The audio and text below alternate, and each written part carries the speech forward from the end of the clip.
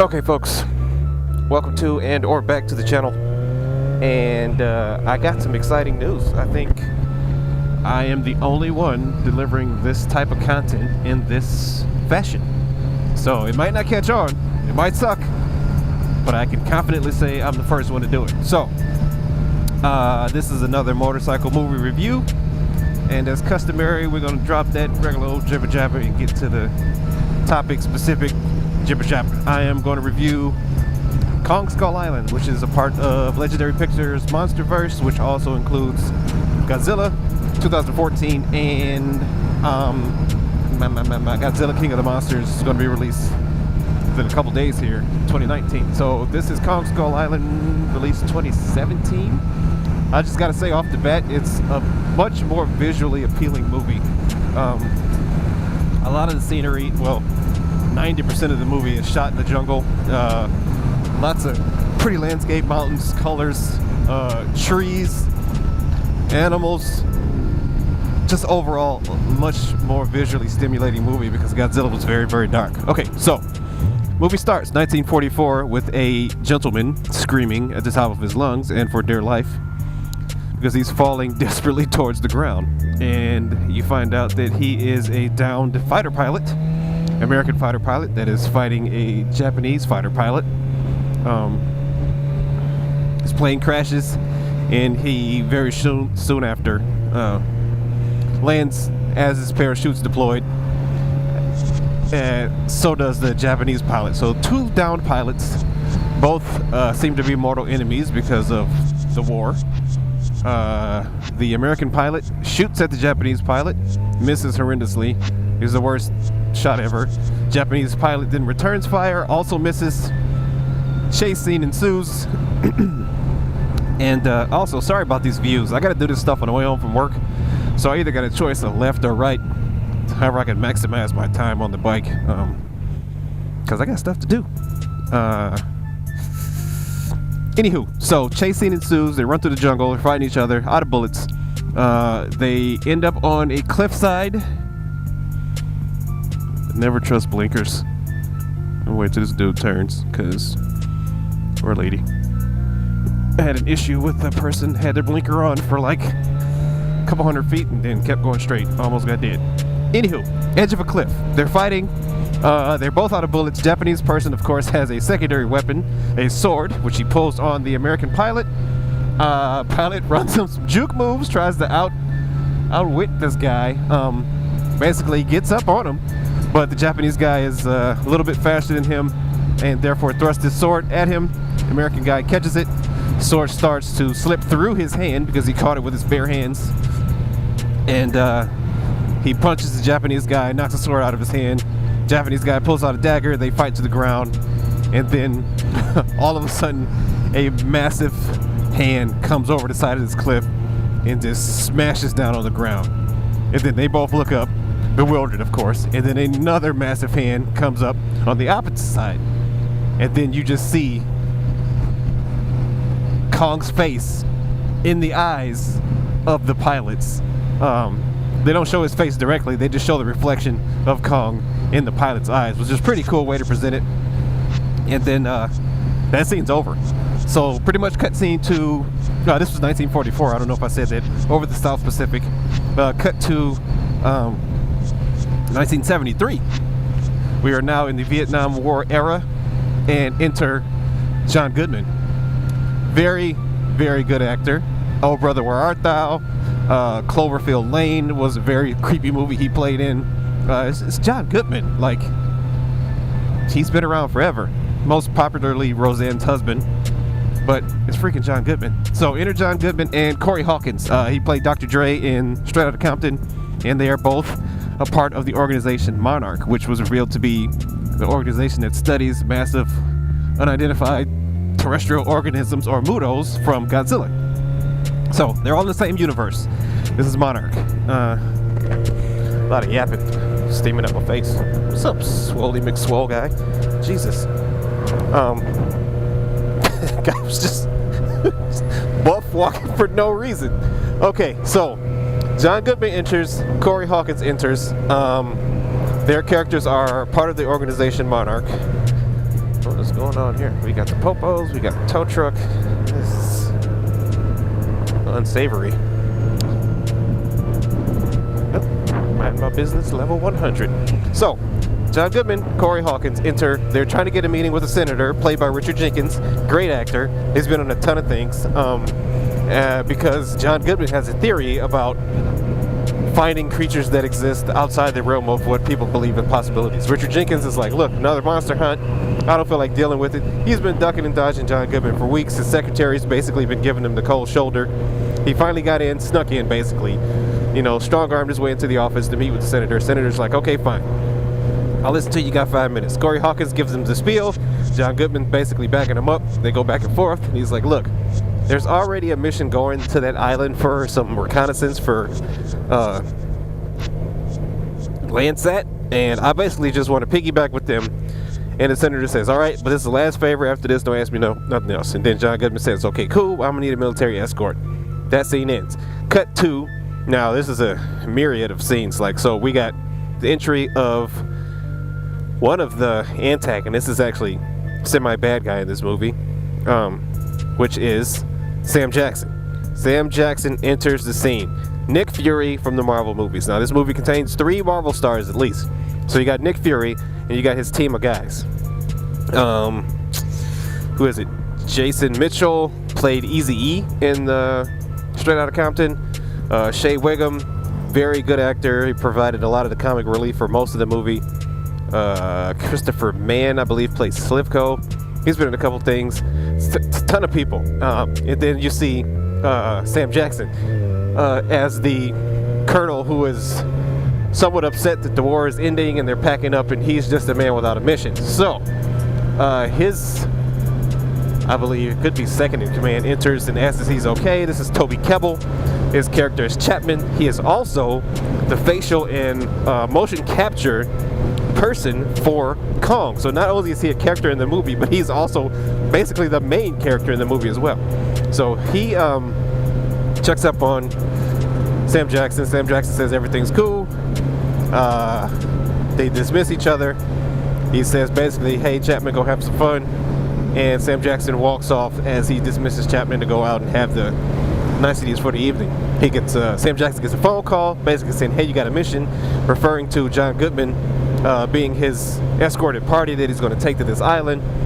And Sam Jackson's pretty much happy about that, and his guys are not, because the war is over. They're done with the mission. Cut to another scene. This is now, I'm sorry, this was in Vietnam. Cut to another scene, which I believe, I forget where it is, but it's somewhere in Southeast Asia, I believe. Enter Tom Hiddleston. Tom Hiddleston, Loki from the Marvel movies. He is another person that was requested by John Goodman to be a tracker. They needed a competent wilderness survival person and a tracker because they're going to be tracking something. And they got good references for this guy, so they go get him out of a bar. And he's whipping up on some goons because they tried to swindle him out of some money because he won a pool game. And of course, they were none too happy at his skills. And of course, they tried to take the money from him. He beats him up with a pool cue. And then has this little meeting with John Goodman and Corey Hawkins. They convince him to come. And you cut to another scene where there is a reporter who is gathering information and printing out pictures. And boom, it's Brie Larson, Captain Marvel from the Marvel movies. So you got Nick Fury, you got Loki, you got Captain Marvel, star-studded. This is well before she became Captain Marvel. And all in one movie. So she is a reporter whose name is Mason something. She also has an inn on the ship that's going to the island. So you got the guide, you got the military guy, you got the scientist group, Monarch, who is under the guise of being a research team, who's going with another group that's actually performing the Landsat mission, which is to map the area. So they've all met up on this boat, and Tom Hiddleston is suspect of what's going on. He's kind of sneaking around the boat trying to figure out why this boat's so well armed. And so is Brie Larson. So they meet up in the hold and try to figure out why each one of them is down there spying on the boat. And then the scene pretty much cuts to the doctors, scientists explaining that they're going to map this island, and they're going to be dropping charges in order to get a good geographical ping back on their equipment. So basically they're going to go bomb this island just to get some readings of what's on it. Already sounds like a great idea, right? So they head to the island, but in between their heading to the island, they were briefed about the storm system that's perpetual. Like, the storm never ceases. It's always directly around this island, and there's only ever a small window to get through it, in or out. And they're like, okay, cool. Well, Sam Jackson's team is a crew of elite helicopter pilots, and of course, they can navigate through the storm and get them to the other side, into the clear. So they hash out all this information. They leave, head to the island. One of the doctors was like, there's no way I'm getting on this freaking helicopter.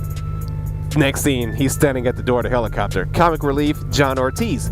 John Ortiz is also a good actor, played Braga in the Fast and Furious series. He's been in a ton of other things as well, but he did not play a tough guy in this movie. He was pretty much a pansy. So he's on the ship, or on the helicopters. Brie Larson's on the helicopters, John Goodman's on the helicopters, Corey Hawkins, everybody's mounting up. Sam Jackson's team takes them through the eye of the storm. Now, this storm is crazy looking. They did a really good job for the visual effects on the storm, because they're flying through it. They cut to some dramatic music, like everybody's gonna die type deal. They make it seem really, really bad, and then boom, they bust out the other side of these storm clouds. Nice, sunny, bright day, lush mountains, trees, beautiful.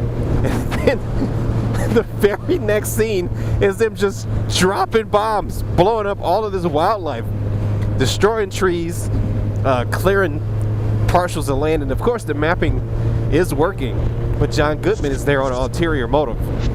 He knows that there's something on that island, and he wants to hash it out.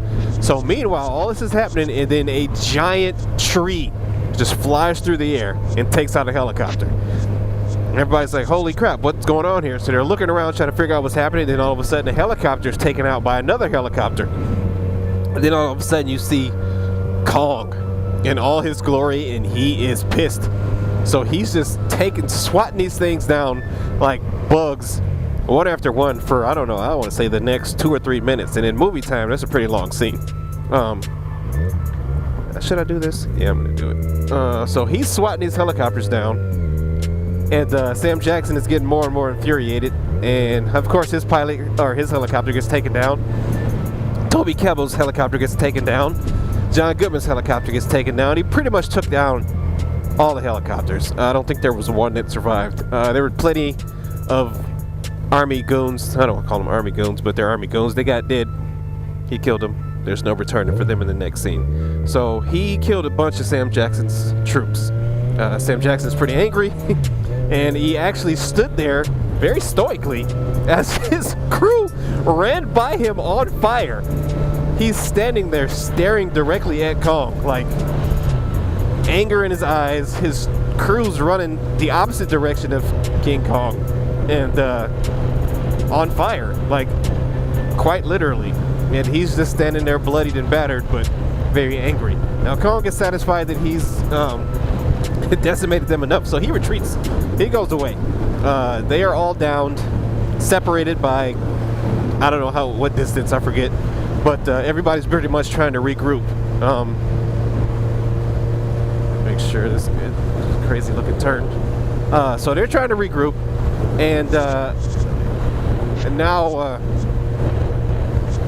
Sam Jackson's pretty upset at John Goodman, because now he knows that John Goodman is well aware that there was something on this island. He basically goes to him, threatens him, and then basically says, I'm gonna pop you one in the dome if you don't tell me what's going on. So John Goodman gives him the whole spiel about Monarch, same thing he told the senator, and then basically goes, hey, you ever heard of this ship? And Sam Jackson's like, nope. He goes, yeah, neither has the regular rest of the populace, because I was on that ship. I'm the only survivor because something took us out in the sea in 1954. So he was a young seaman back in the day, and basically I think he was taken out by Godzilla. The ship hit something in the ocean. They don't really say what it was, but it definitely wasn't King Kong, because he was on the island. So basically ever since then,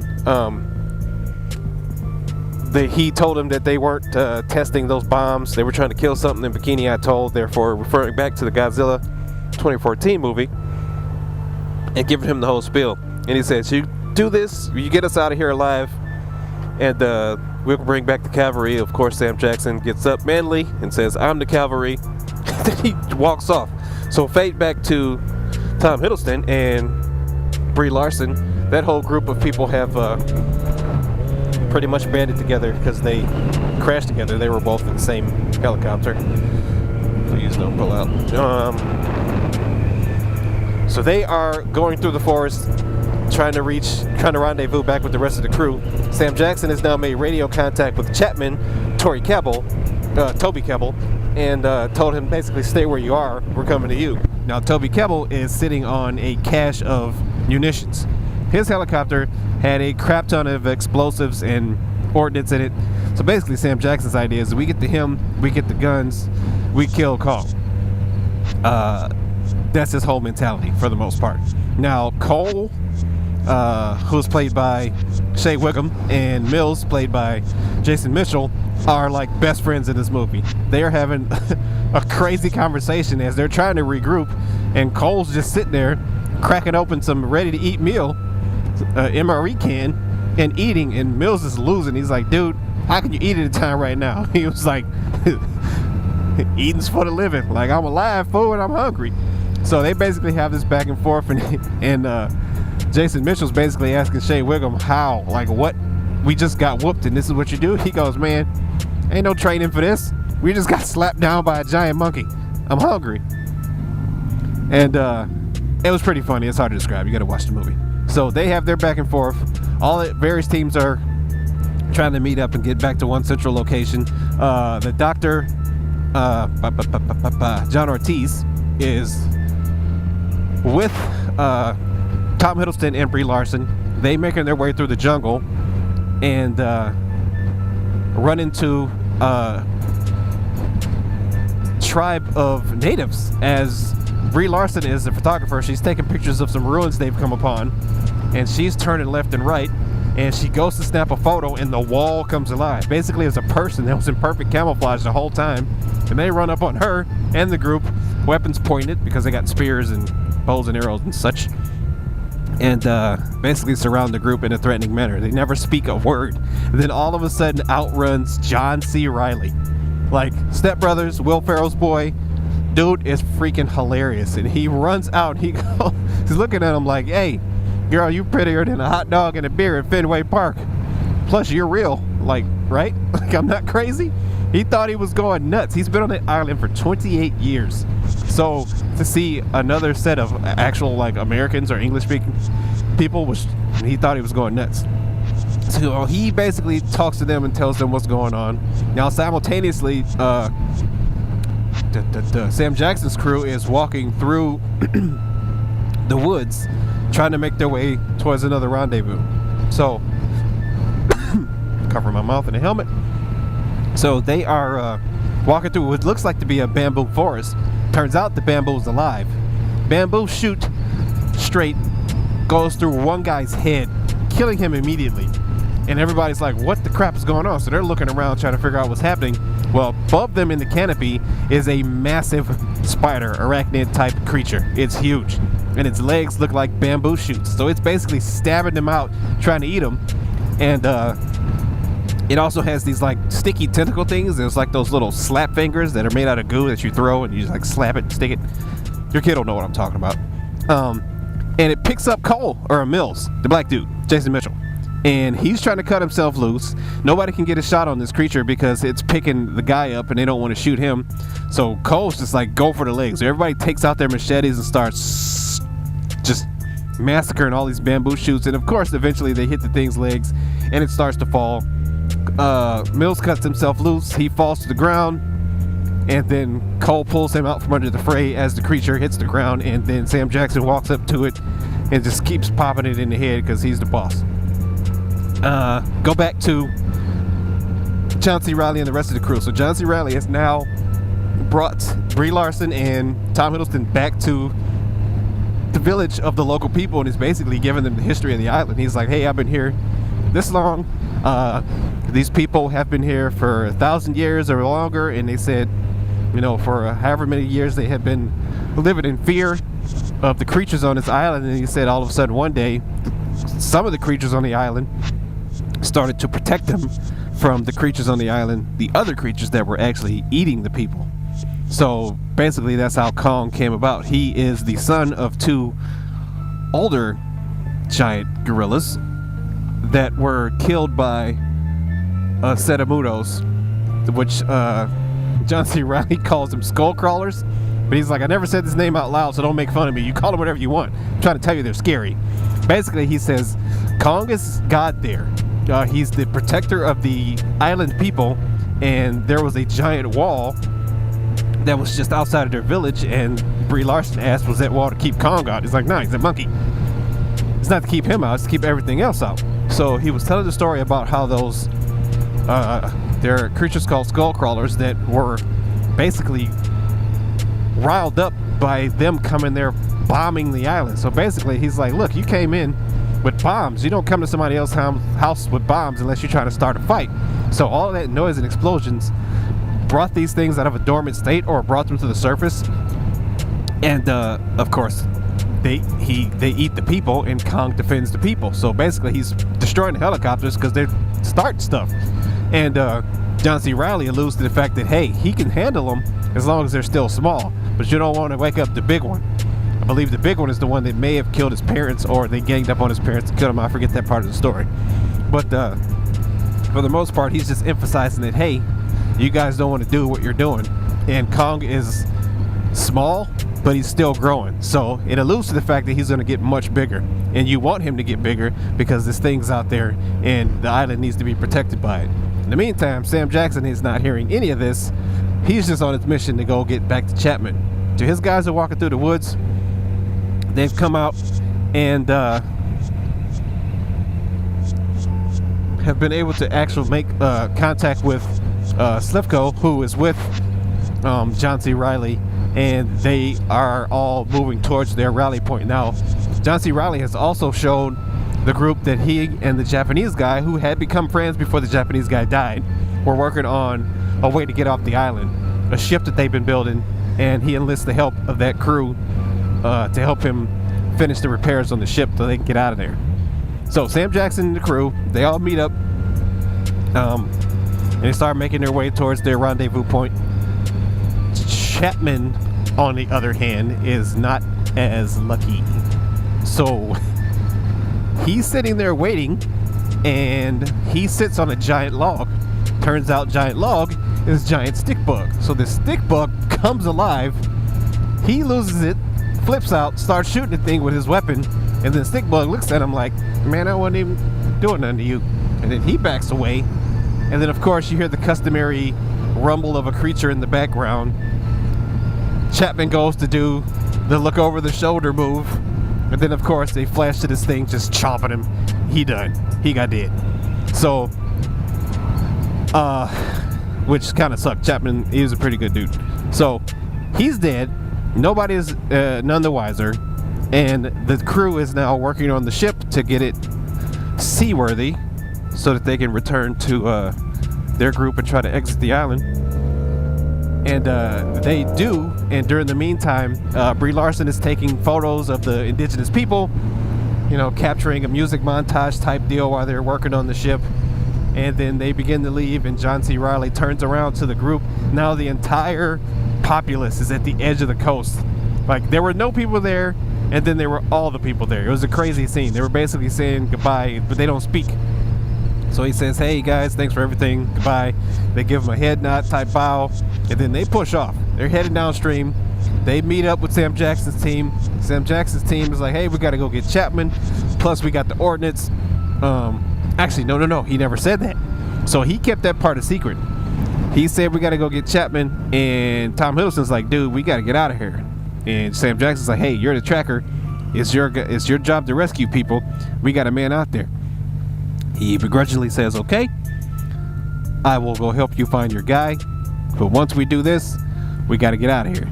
Sam Jackson says, cool. All the while, he knew he had an ulterior motive. He's going to get that ordnance. He's going to try to kill Kong. So John C. Reilly's like, okay, which direction is he? He goes, west. He said, you don't go west? We have a saying around here: East is best and West is worst. He said that's why we say it. He's like, Southwest, yeah, you gotta work on. But the dude is freaking hilarious. The movie, I can't say it like he said it, but it was pretty funny. So they, of course, head west to go rescue Chapman. And why am I surrounded by freaking challengers right now? They head west to go rescue Chapman, and they cross a field, which seems to be a killing ground, but it's a mass burial. They actually find the bodies of Kong's parents, and it's a field that's filled with some type of flammable gas, because Cole wants to go light a cigarette, and then Mills is like, dude, we ain't got time for you to light no cigarette right now. So Cole throws the cigarette, flicks it. It hits a pocket of gas, explodes. Of course, explosions equal loud noise, bright light. It brings the skull crawlers out. They immediately run over to the area where the noise was. Everybody scatters, and they hide inside the skull of Kong's parents. Like, that is disrespectful. Get out of my head. Like, literally. So the skull crawlers did not see them. They all managed to avoid this confrontation for a short while, and then one of them vomits, regurgitates the bones of Chapman along with his dog tags, and Tom Hiddleston now realizes that Chapman is dead. He's got to get back to Sam Jackson and say, hey, this mission's a wash, we need to bounce. So after this is all done, the next scene is them running away from the bones, and Sam Jackson yelling at his team to rally up. Why would you yell after 30 seconds ago there was a giant 60-foot monster outside? Like, I would be quiet. That's just me, and we all know Sam Jackson is not a whispering type of guy. So he says, hey, we still got a man out there, we got to go get him. Tom Hiddleston says, nope, Chapman's dead, we not going.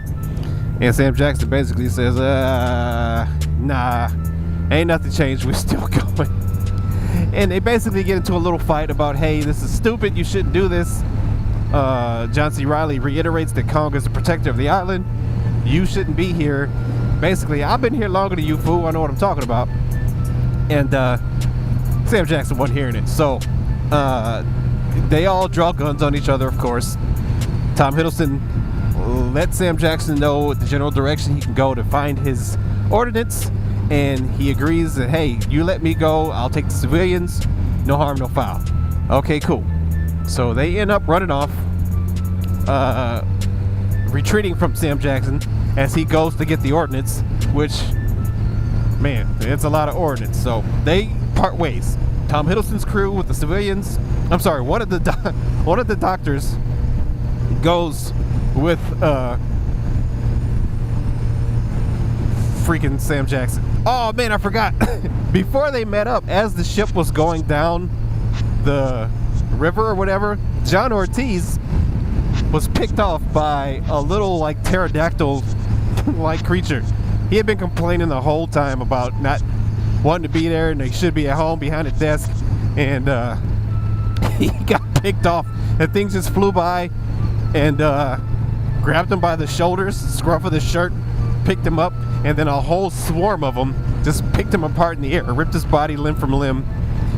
It wasn't a funny scene, but it was funnily portrayed, if you will. So, also, Sam Jackson shot one of those things in the head a little bit earlier in the movie as they were traversing through the forest. It looked like it was a tree. He shot one of them, and the tree deflowered, and it was all of those things that flew off into the distance. So I guess they were still pissed, and the distance that they flew off into was towards the boat. They got the guy. He got dead. Flashback to us being current. So, now, they've got their ordnance, and John C. Reilly and the other civilians have rendezvoused in the forest. They agree that, hey, we got to get out of here by this time. We got to get to the exfil and signal the ship to come get us. Brie Larson and Tom Hiddleston run off because, you know, Tom Hiddleston has an attack of morals. He's like, I got to stop this. And by this time, it is now night. I'm sorry, all of this was taking place during the day. By this time, it's now night. And there's beautiful landscape, misty mountains, clouds, very reminiscent of the Aurora Borealis, but just more vibrant, just all kind of northern light looking patterns in the sky. And then all of a sudden Godzilla crests over the top of a mountain, you see Brie Larson and Tom Hiddleston lock eyes with did I say Godzilla?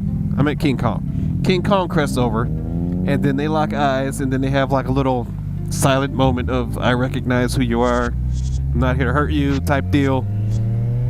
And then he backs away slowly because he hears a boom in the distance. That boom is Sam Jackson blowing up his forest again. Kong is like, man, son bitch, why? Why are you blowing my stuff up? So he goes back to investigate the loud noises, and then the very next explosion you hear or see, it illuminates Kong with a shadowy background and a very upset face. So he does his, customary King Kong roar. And then Tom Hiddleston, of course, and Brie Larson are now running down the mountain they were on towards the fray, trying to get there to stop Sam Jackson from harming King Kong. So Kong is now running towards Sam Jackson at a very healthy clip, and he approaches a body of water, which Sam Jackson has laced with explosives and, I believe, napalm. I think it was sitting right on top of the water, because oil and water don't mix. As soon as Kong breaches the water, Sam Jackson throws a torch in it, lighting him on fire, pretty much burning him to a crisp. Like, Kong got crispy real quick. Like, quick. So, it got silent. He was screaming for a second, and it got completely silent. And then he just flips out. Kong is on fire. He starts swinging his arms, flailing, flicking the water towards the army goons. Random army goons are getting dead. The main army goons are still alive. Slivko, Cole, Mills. Those guys are still safe. He's just taking these dudes out left and right, and they're burning. And then he passes out from exhaustion. Now, during the meantime, while he passes out, Nick Fury and his other guys have got multiple other charges prepared, and they want to lay them basically at Kong's head and blow his head off. Tom Hiddleston and Brie Larson get there just in time, along with John C. Reilly in the back. He snuck up on him with the sword that he got from his friend and his gun. And basically it's a battle of wills now, because Sam Jackson has pretty much come unglued. He's lost it. He's taken out all his aggression on Kong. He still thinks he's in the war, which he's not. I don't want to get dead. I don't think they looked at their freaking side view mirrors once. So he still thinks he's in the war. He's not. War's over. And he's now taking out all his aggression on Kong. Kong is still out. And Tom Hiddleston and Brie Larson run between him and Kong. She tries to say some motivational words of encouragement, and he responds in a very typical Sam Jackson manner. It was awesome. Super funny. And then he's going to blow him up anyway. Slivko, his faithful troop, ends up turning on him because he's convinced that Kong is going to save them. Now, while this is happening, the water around Kong starts to bubble. And it is a massive, massive formation of bubbles. And then a giant creature breaches the water. It's the big skull crawler that John C. Reilly told him about not to wake up the whole time. And this thing is massive. So it breaches the water. Everybody takes off. Sam Jackson stays there. He's still got the detonator in his hand. Kong is waking up by this thing's presence, I guess. He looks Nick Fury in the eyes. I'm not Nick Fury. Sam Jackson. Same person. He's always Nick Fury. He looks Sam Jackson in the eyes. And Sam Jackson goes to call him one of his famous Sam Jackson MFers. And then right before he could get the mother out, Kong just... he just smashes him. He kills Sam Jackson in like 0.2 seconds. He's like, I'm sick of you. And then, of course, the giant skullcrawler begins to attack Kong immediately. And then Kong is pretty much laid out because he's already exhausted. He's charbroiled. He's got no fight left in him, so the thing pretty much leaves him alone. And then it runs off to chase the civilians and the army guys that have already taken off. And they're trying to get to the exfil before their window closes that they had, that I described earlier, for when the storm can be breached from either the inside or outside. So they're trying to get to the exfil. This thing's chasing them through the forest. They only got a little bit of time left. They got a gun on their ship, but the ship's gun isn't really working. The ship kind of wouldn't start, and the two civilians they were supposed to leave, they were left behind were Corey Hawkins and his assistant. God, I forget her name. She's been here the whole time too. She's been here since the beginning of the movie. I just forgot to mention her. They were supposed to leave if the team wasn't back by a certain time, as they always say in every movie. If I'm not back in 2 days, leave without me. They left. Dave was like, I'm out. But they ended up coming back. because that's what they do. So they came back to rescue the team. The team got to the boat. Corey Hawkins starts to discharge weapons at the creature, but after Cole makes his last stand. So Cole realizes that the team is running out of time, sacrifices himself to give the team a little bit of time to escape. So he drops his gun. Mills looks back like, Cole, what's up, bro? What you doing? Cole has laced himself with about 15, 16 incendiary devices, and he's got a handful of grenades, and this thing is barreling towards him, and he walks towards this thing calmly and slowly, pulls the pins on both grenades, and the thing is like coming towards him, mouth open, getting ready to eat him. It stops, it looks at him, and then thwacks him with his tail, knocks him into the side of a mountain, and then the mountain blows up. It was like, this thing is like 8,000 years old, dude. It's super smart. So he went through all of that. It was a sad scene, but it was freaking funny because this thing is super smart. So it just knocks Cole off, and he blows up. He got dead. And then this creature is now running towards them, and Corey Hawkins is discharging this, I don't know, 50 cal double machine gun. I don't think it's 50 cal. It's pretty big bullets, but it wasn't 50. So he's just shooting at this thing, and it's pretty much making, you know, minimal damage. Then all of a sudden, Kong comes from the top of a mountain and freaking slam dunks a boulder on this thing's head. Knocks it out. He starts to whip it up some. Of course, he's still exhausted. The creature gets the upper hand. He whomps him up quite a bit and then tosses him into some old ship wreckage. Now Kong is now trapped under the ship wreckage in the chains for the anchors and all this other stuff. So he's trapped. The creature basically walks up to him, snaps on him, and then walks off and slaps him in the face with his tail like, I'll be back for you later. So of course he goes back to attack the humans, and now that Brie Larson and Kong have this connection, Kong is really trying to get out of his chains because he knows the creature's going for her. So this thing gets up, gets away from Kong. Kong gains the strength to break loose, and then he realizes the chain that he's stuck to is also attached to a propeller. He knows that the propellers are pretty sharp. He's a monkey. Monkeys are smart. So he rips this thing off, throws it at the creature on the chain. The propeller gets stuck in his back, and he pulls him towards him. So he does all that stuff. The creature's fighting back, of course. He's throwing some elbow moves. Kong's throwing some moves, some wrestling stuff. And then the creature gets a hold of him, but Kong still has this propeller. So he uppercuts this thing square in the throat, slicing it in half in the face, and then it just passes out on the ground. You think it's dead. It's not dead. So he picks it up, throws it towards the mountain, and it hits the mountain that Brie Larson's on. She falls off, stunned, unconscious, lands in the water, and then you're like, okay, this thing's done. Kong goes to get her out of the water. The creature then re-attacks Kong, jumping on his back. She's currently drowning because she can't swim because she's unconscious and stunned. And then a whole other fight ensues. Now, Tom Hiddleston's way too far away to get to her. He's running towards her, but he ain't gonna make it. So Kong's fighting the creature, basically pins the thing down, bops it up some more, and then goes to get her. It comes back again, grabs his arm, and is like, I don't care what you're doing, I'm getting what's in that hand, and it swallows King Kong's hand, like up to the shoulder. And then he like lets this thing go down his throat, grabs it, rips his freaking entrails out, and then it dies, and he puts Brie Larson down on the shore. Tom Hiddleston, of course, runs up. His pure presence brings her out of her state of I got drowned somehow with 0.2 seconds worth of Hollywood CPR. She gets up. Kong walks off into the distance. Everybody's happy ending. Kinda. So they have now signaled the rescue ship. The rescue ship is coming. The rescue helicopters are coming.